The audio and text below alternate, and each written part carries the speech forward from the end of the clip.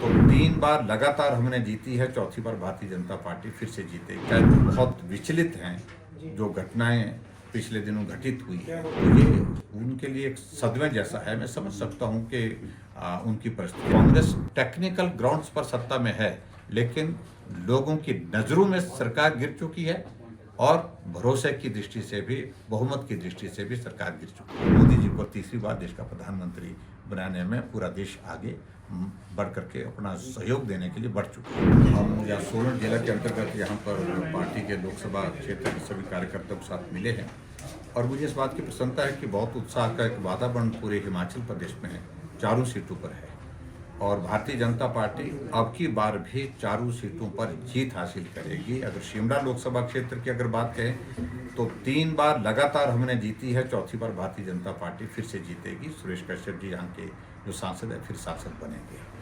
और हिमाचल प्रदेश में जहाँ तक मुख्यमंत्री जी जिस तरह के बयान दे रहे हैं, जो सचमुच मैं समझता हूँ कि वो बहुत दुख का विषय है। शायद वो बहुत विचलित हैं जो घटनाएं पिछले दिनों घटित हुई है।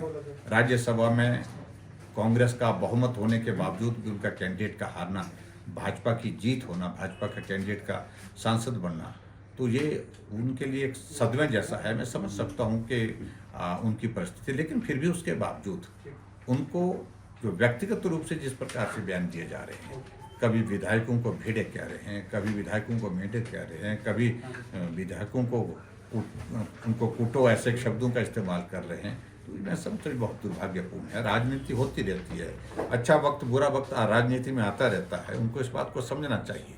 और ये हकीकत है कि हिमाचल प्रदेश में जो वर्तमान परिस्थिति बनी है, कांग्रेस टेक्निकल ग्राउंड्स पर सत्ता में है, लेकिन लोगों की नजरों में सरकार गिर चुकी है और भरोसे की दृष्टि से भी, बहुमत की दृष्टि से भी सरकार गिर चुकी है। सर, समाजवादी पार्टी ने घोषणा पत्र जारी किया, आप कैसा देखते हैं? देखिए, जब उनको अच्छी तरह से मालूम है कि सत्ता में तो एनडीए आएगा, भाजपा आएगी, नरेंद्र मोदी जी फिर से तीसरी बार प्रधानमंत्री बनेंगे और इस प्रकार की जो बात कह रहे हैं उसमें हासिल क्या करना चाह रहे हैं, और ये जातियों को बांटना, धर्म के आधार पर बांटना, ये ऐसे राजनीतिक दलों की हमेशा कोशिश रही है।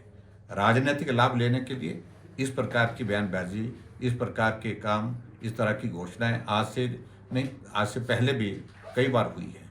और वर्तमान में जो समाजवादी पार्टी ने इस प्रकार से अपने घोषणा पत्र में इन बातों का जिक्र किया है, जातिगत जनगणना की अगर बात कही है, मैं समझता हूँ लोगों को कतई भी इन सारी चीज़ों से कोई फर्क नहीं पड़ने वाला है। लोग मन बना चुके हैं कि कुछ नहीं, इस देश को एक मजबूत नेतृत्व की ज़रूरत है। वर्षों बाद वो पूरी हुई है नरेंद्र मोदी जी के रूप में, और मोदी जी को तीसरी बार देश का प्रधानमंत्री बनाने में पूरा देश आगे बढ़ करके अपना सहयोग देने के लिए बढ़ चुका है। सर, जैसे मंडी के जो आपके कैंडिडेट है उनके खिलाफ जो वो पर्सनल टिप्पणियां की जा रही है, आप क्या देखते हैं? मैं समझता हूँ कि कोई भी चुनाव लड़े, लेकिन लोकतांत्रिक व्यवस्था के मुताबिक व्यक्तिगत टिप्पणियों से परहेज करना चाहिए। मुद्दों पर राजनीति कीजिए, और व्यक्तिगत रूप से जिस प्रकार से राजनीति करने की कोशिश कर रहे हैं, जिन बातों का वो जिक्र करने की कोशिश कर रहे हैं, वो दुर्भाग्यपूर्ण है। और एक महिला के खिलाफ मुझे इस बात को लेकर के बहुत हैरानी है, कांग्रेस के लोगों ने जो मंडी को बदनाम करने के लिए जिस तरह से इनकी एक नेत्री ने अपना बयान दिया, बाद में डिलीट कर दिया, बाद में कहा कि मेरा सोशल मीडिया का जो मेरा हैंडल जो है, कई लोग की एक्सेस उसमें है, उसके माध्यम से हुआ, मैंने नहीं किया। हकीकत ये है कि मंडी को जिस तरह से उन्होंने कहा है, पहले तो कांग्रेस का जो भी कैंडिडेट बनेगा, उनसे पहला प्रश्न यही होगा, इस मंडी का अभिप्राय आप लोगों ने, आपके नेताओं ने क्या समझा है, और इसका जवाब देना पड़ेगा पहले।